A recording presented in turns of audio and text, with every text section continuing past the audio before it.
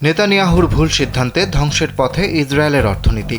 Iran যুদ্ধে দেশটির প্রায় $11.5 বিলিয়ন মার্কিন ডলার খরচ হয়েছে। সামরিক অভিযান এবং অন্যান্য ব্যয়ের উপর ভিত্তি করে এ হিসাব ধরা হয়েছে বলে জানিয়েছে ইসরায়েলের অর্থ মন্ত্রণালয়। এই ব্যয়ের ফলে দেশটির জিডিপি প্রবৃদ্ধি যেমন বাধাগ্রস্ত হয়েছে, তেমনি বেড়েছে সরকারি ঋণের বোঝা।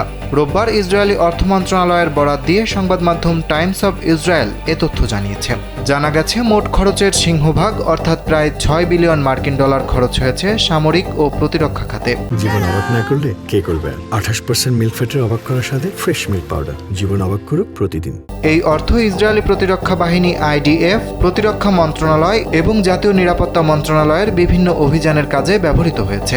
2026 সালের জাতীয় বাজেটে এই অতিরিক্ত অর্থ ইতোমধ্যে অন্তর্ভুক্ত করা হয়েছে বলে নিশ্চিত করেছে অর্থ মন্ত্রণালয়।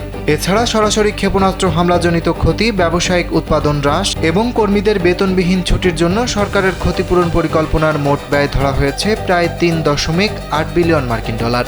পাশাপাশি হাসপাতালের কার্যক্রম, জরুরি সেবা এবং সমাজ কল্যাণ মন্ত্রণালয়ের খরচ হিসেবে ধরা হচ্ছে প্রায় $320 মিলিয়ন মার্কিন ডলার। এদিকে খরচ নিয়ে উদ্বেগ থাকলেও ইসরায়েলি অর্থমন্ত্রী বেজালেল স্মোট্রিচ এই পরিস্থিতিকে ইতিবাচকভাবে দেখছেন।